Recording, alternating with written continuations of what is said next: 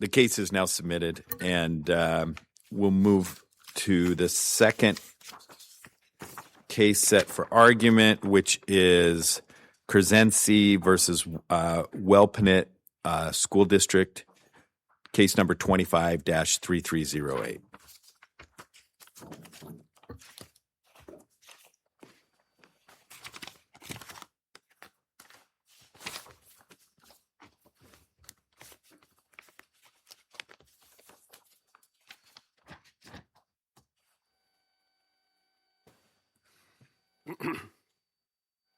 Good morning, Your Honors. I would like to reserve 5 minutes for rebuttal. Yep. It's good to see you. It's only been, 10 days? Yes, Your Honor. Okay. Have at it. Okay, thank you, Your Honor. May it please the court, my name is Matt Crotty. I represent the appellant David Krzesni. The district court's order granting summary judgment should be reversed for two primary reasons. First, the district court applied the wrong legal standard in requiring Mr. Krzesni to rebut John Adkins, that was the main decision maker, Mr. Adkins' testimony that he was not aware of the reports Mr. Krzesni made to the Department of Education. The court required that contesting be made with direct evidence, and that is not what Congress requires. That's point number one. And then point number two, the district court erred as a matter of law and fact when it determined that a non-renewal of a non-certificated employee's contract did not constitute a discharge. I'll first start with the district court applying the wrong legal standard.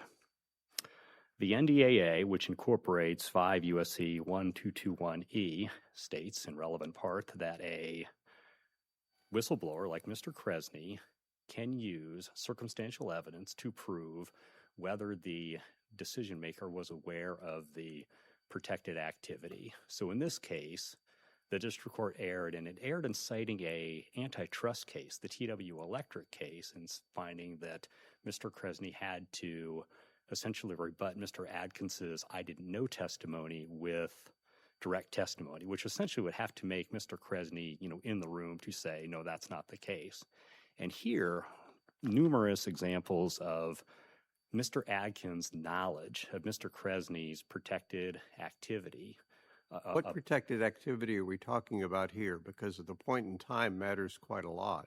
It does. So in this instance, Your Honor, it would be Mr. Krzesni choosing to add to the APR, the Annual Performance Review, in late April 2023, the fact that the district did in fact spend $55,000 to fund this Hawaii trip. How was that whistleblowing? Under the NDAA, all that is required of Mr. Krzesni, and again, you need the law requires or allows a disinterested observer to look at the surrounding circumstances. So here are the surrounding circumstances. I'm a disinterested observer. I don't see whistleblowing there. You have the surrounding circumstances are as follows.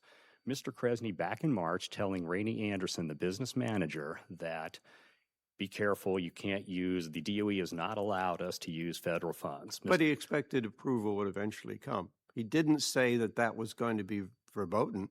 He said, we got some pushback. They're looking at it. I think we'll eventually approve. But that's entirely different than saying, go ahead and do it. Well, this is a premise leading to your whistleblowing in the April communication, and I'm looking at that, and nothing suggests in that report anything wrong had been done. He's reporting what he kind of has to report in a factual report of what was done with the funds. I don't know how he could have filed a report without mentioning, oh yeah, we spent $50,000 taking this group to Hawaii, and tried to explain why that matched the purposes of the grant. But I'm looking at that, and I don't understand how your disinterested observer could glean from there something that is a protected blow of a whistle. So what should I be looking at that would persuade me differently? You should look at what happened when Mr. Krzesni comes back from Hawaii and he starts to collect the Which leads to information. the question of why was he on the trip to Hawaii, but I won't go there. It was understanding that he had to go, but again, that's How did he irrelevant. have to go if he's the administrator of the grant, but he wasn't the beneficiary? He could have taken another student to take the benefit of the grant. But that's a side shot. It is a side I think going to Hawaii is a great thing, which everybody in this room should do early and often, but really? No, but Mr. Krzesni says that it was his intent to put that information in the APR, and then it's important because he then follows up with the DOE on May 8th. Well, see, but that date doesn't seem to matter nearly as much because your brief tells us the process of not renewing his contract began on May 1st. Mm-hmm. It says it twice. And so you get to May 8th, that's kind of, the cow's out of the barn by then. No, but Your Honor, you were trying to get me the link to the April APR to whistleblowing. Because that's the one I think that matters. And I think May 8th is going to be too late to make your case because the process by Mr. Atkins or Dr. Atkins, whatever his title would be, and he's the person you're pointing to, he'd already started the process. But May 8th goes to Mr. Krzesni's whistleblowing intent, that he's taking what the court, seems to be a benign report. And again, there's no requirement under the law that whistleblowing has to happen in a certain format. But you're telling us that Atkins knew, based on that April report, before he initiated the process of non-renewing the contract, which your brief tells us was on May 1st. Yes, And so I'm looking at what Atkins could have known by April, and I'm having trouble understanding how Atkins could have known he's getting rid of this whistleblower because of the whistle. I mean, there are dog whistles that are silent to human ears, but I really don't hear much from that whistle when I look at that April report. Mr. Atkins testified in his deposition that he was aware. Did you know that Mr. Krzesni had reported misuse of the Department of Education? This is ER 290. He says yes. When did you first find out? Answer: within a few days after the Hawaii trip. And then Mr. Krzesni takes a break and he corrects his testimony. And in correcting that testimony, he says some more false things. He says, first off, he's never done a deposition. That was incorrect. Well, this is Atkins, not Krzesni. I'm sorry? You just said Krzesni corrected his testimony. So No, Mr. Atkins. I'm sorry, Your okay. Honor. Yes. It was Mr. Atkins who corrected his testimony, falsely saying he'd never done a deposition, because then it all goes to credibility. And also Mr. Atkins, in correcting his deposition testimony after the break, says and this is on ER 292, Atkins referring to Krzesni, said that the grant would pay for it. That is also incorrect because if you look at 3 ER 544, that would be the March 2nd, 2023 email. He does not say that. He says, be careful. There's been no approval yet. So again, this goes to the credibility that before early May 2023. Well, May 1, according to your brief, is when the process of not renewing the contract started. So I look at that date as something, what do we have that suggests that Atkins is taking that action on May 1st because of the blow of the whistle? Well, not setting the whistleblowing aside, you also have. Well, this is all about whistleblowing. If you don't have that, then there's really not the NDAA action, is there? But there's also the state court wrongful discharge action based on Mr. Krzesni issues of fact, again, summary judgment, reasonable inferences, non-moving party, that Mr. Atkins was aware that Mr. Krzesni helped Jamie Lovato report a sexual abuse allegation, and Well, that was also before May 1st. but was that in the complaint or in anything in this case prior to this briefing? Yes, it's Okay. it's in the complaint, it's in the But briefing. I thought you had a bigger problem with the state law claim, which was it was a non-renewal of a contract, not a termination. And under state law, maybe I'm misunderstanding. Correct me. There's issues of fact in that regard, Your Honor. First off, there is no An issue of fact as to whether it was not renewed or whether he was you think he was actually terminated and it wasn't just not renewed. Well, legally, there is no state published appellate or published state Supreme Court Washington State case that says, as a matter of law, the non-renewal of a contract is not a discharge. It's an issue of fact, and it's an important issue of fact here because Mr. Krzesni was a non-certificated employee, and under The operative law, that's RCW 28A 405 210. It's wrongful discharge, right? Correct. But the district court said as a matter of law that quote unquote non-renewal of a contract is not a discharge, which respectively, again, is not supported by the law or the facts. But under that RCW. But what about the Roberts v. Dudley case from Washington in 2000? The tort of wrongful discharge in violation of public policy clearly applies only in a situation where an employee has been discharged. And here there's an issue of fact as to whether Mr. Krzesni was discharged. Here's why. So under the continuing contract RCW, if the district wanted to, quote unquote, non-renew his contract, the district needed to let Mr. Krzesni know in writing before May 15th of each year. So this is why Mr. Adkins is saying, I told Mr. Krzesni on May 8th, and this is why Mr. Krzesni and Jamie Lovato, supported by contemporaneous emails and text messages, say that we didn't know that we were being non-renewed until May 16th. So that's an issue of fact for the jury. Well, it seems like an entirely different cause of action. Yes, and it's a cause of action that was pled. It was briefed on summary judgment. It's been argued in the briefing, essentially in our reply brief. Well, So- I guess I'm trying to understand. You don't disagree that his separation was created by non-renewal. I do disagree. You think that's a question of fact? Yes, Whether it was non-renewal or whether it was discharge. exactly. But you agree? Do you agree that if it was non-renewal, that it would not be covered under the act? I don't agree with Or that. You don't agree with that? Okay. No, I mean, I'm reading. I guess we've got an Eastern District of Washington case that says the tort wrongful discharge applies when an employee has been discharged, but there's a difference between discharge and non-renewal of a school district employee. So I tend to read these as saying there's two avenues here. Now, that's a different question. So we've got a difference of opinion on the law. We do. And we have a difference of opinion on the fact, is what your point is. Exactly, Your Honor. And if the court's referring to the McMenemy case, the Eastern District of Washington, if that's Yeah. Okay, so that cites to the Korsland case as the proposition that there is no that a non-renewal is not a termination or a discharge. But if you look at the Korsland case, it found under certain different circumstances that there was no termination because the employee was invited to come back to work after his disability after he got better from his disability. That's not what happened here. Once Mr. Krzesni was told either on May 8th or May 16th that by the end of September, when his contract ran out, he was never invited back. So that's the legal distinction between Korsland. But more importantly, it's this fiction that a lot of these school districts use. We didn't fire you, we just quote unquote non-renewed you. So hang out for a couple more months and then you're gone. And when in reality, the issue of whether a termination is a termination or a non-renewal or constructive discharge, it's an issue of fact. And here we have issues of fact as to whether Mr. Adkins knew before May 1st that Mr. Krzesni had assisted Ms. Lovato in making that report. And I would point the court to ER 283 and 301. And on 283, again, a species of circumstantial evidence is evasive testimony.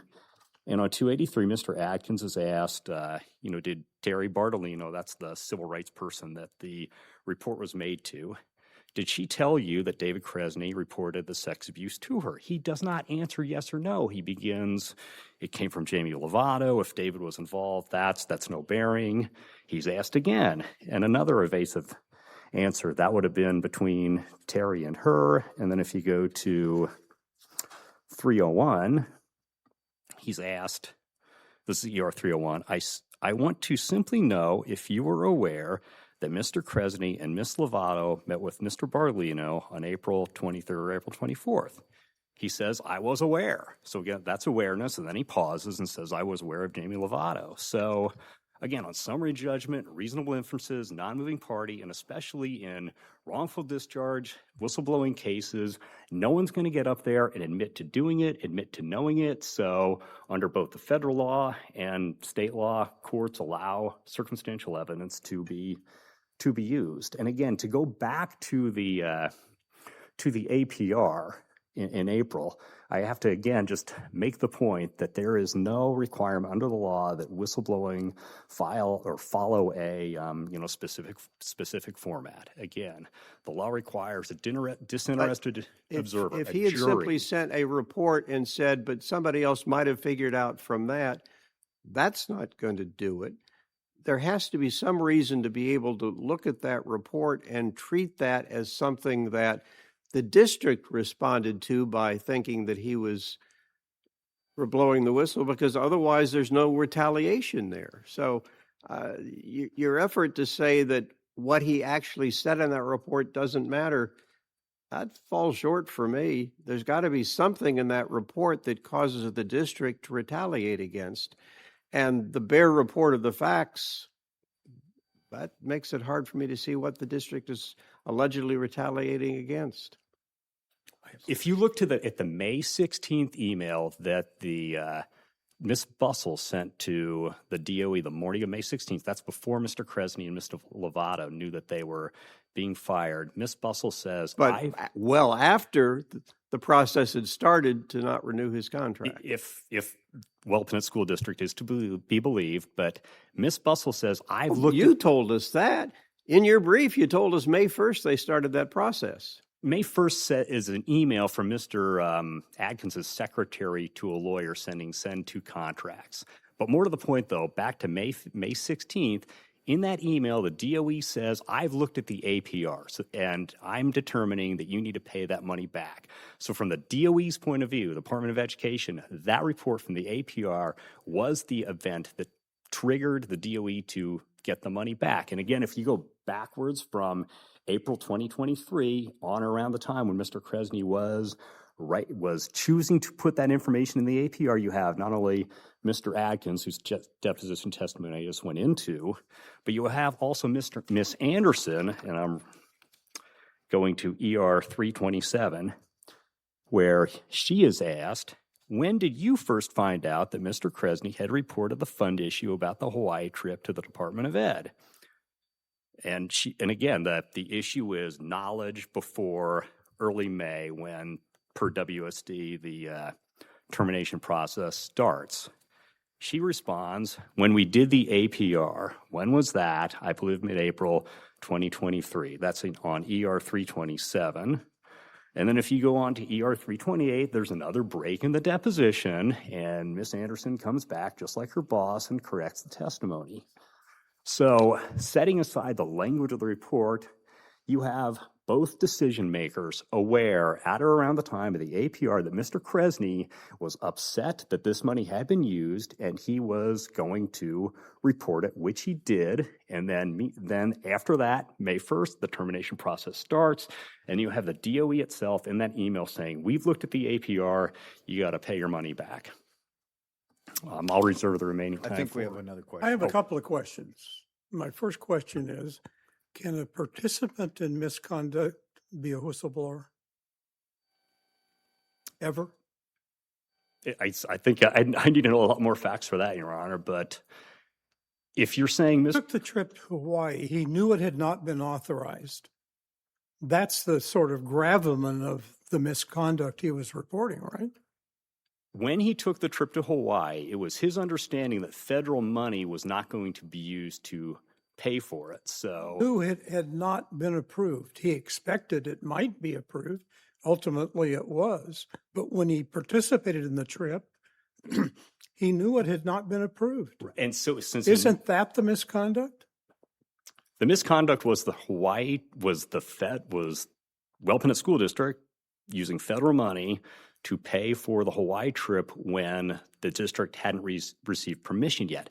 At the time that Mr. Krzesni got on the plane to go to Hawaii, again, it was his understanding that he had to go, but more importantly, it was also his understanding that federal money had not been used to pay for the trip. So to answer your question, Your Honor, if Mr. Krzesni knew as a fact before he got on that plane that federal money had paid for the trip, then yes, we wouldn't be here. He'd be participating in that, and the court would be exactly right. But that's not what happened here. Okay, my second question is, isn't it correct that at one point in time, your client said, and I'm going to try to quote it, would not have been hesitant to call WSD's actions fraud. He would have been hesitant to call them fraud. Did he say that at one time? Yes, that's what the record says. But then going to the May 8th team's call with again, he's not an attorney. He doesn't know what the elements of fraud are and all that, but he knew at base that it was wrong. That's why he put that information in the report in the APR. And then that's why he also made that team's call to Miss Bustle on May 8th. And on May 8th, that's when Donna Bustle deemed the use as fraud. And that's why Miss Bustle on May 16th emailed Wellpinit School District saying, we've looked at the APR, you improperly used the money, you need to pay it back. So as a non-lawyer, yes, that's what Mr. Krzesni said. Okay, thank you. Yes. Thank you. We'll give you time for rebuttal. Thank you.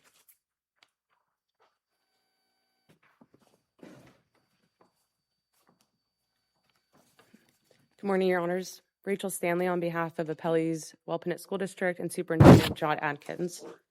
Now, I want to start back at the allegation of wrongful discharge.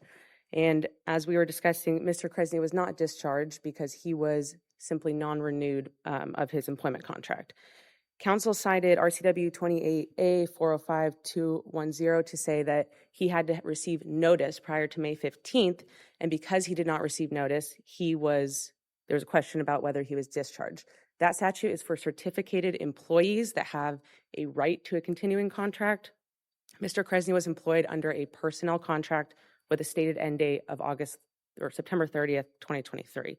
He carried out the full terms of his contract.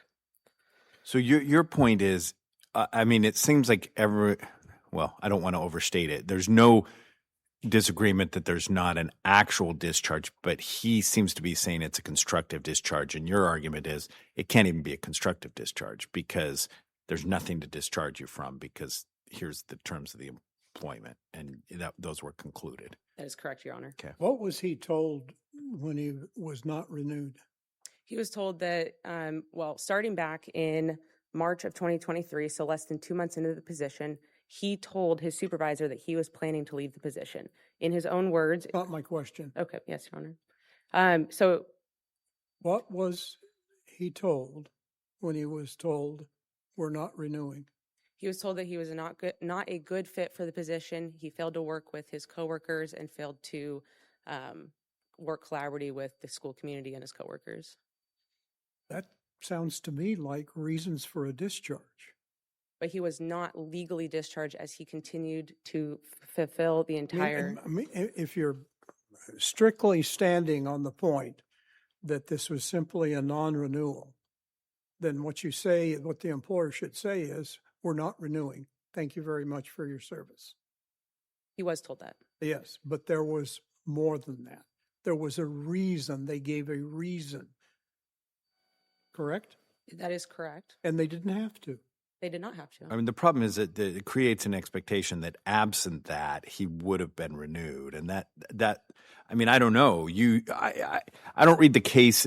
The cases aren't so clear. They talk about there's a discharge and there's a non-renewal, but then can a non-renewal be a constructive discharge?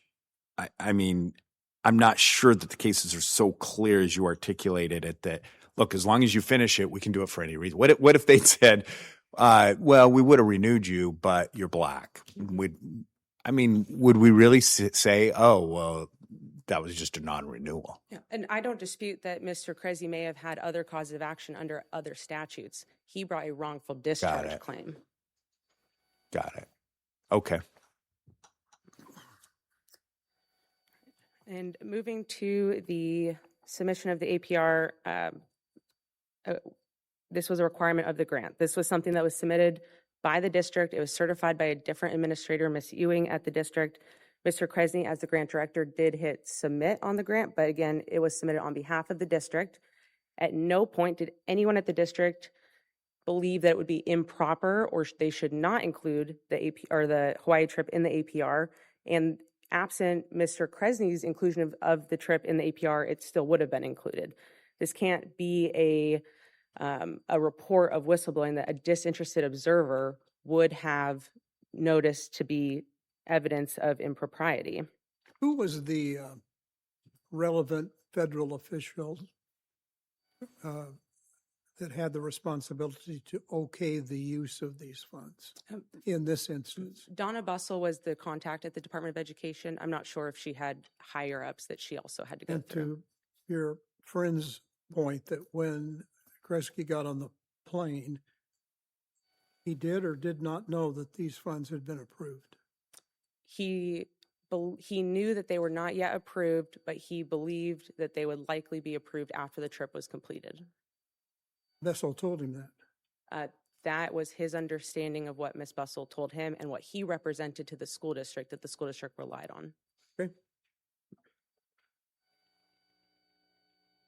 Moving to well, let me go back really quick. So the APR, again, there's another problem with, there's no evidence in the record that Superintendent Adkins, who was the legal decision maker for the non-renewal, knew of the contents of the APR. And then moving to the team's call with Ms. Bussell, as Your Honor has referenced, there is both the knowledge element and the temporal evidence element that are both missing in this case, as nobody at the district knew that Mr. Krzesni had reached out to Ms. Bussell by the time that the decision was made on May 1st when Mr. Adkins contacted legal counsel. So, Your Honor, there's a lot of problems with Mr. Krzesni's allegations here. We believe that the district court was proper in its decision, and we ask that this court affirm. Thank you, Your Honor. Honors. We'll give you 2 minutes for rebuttal.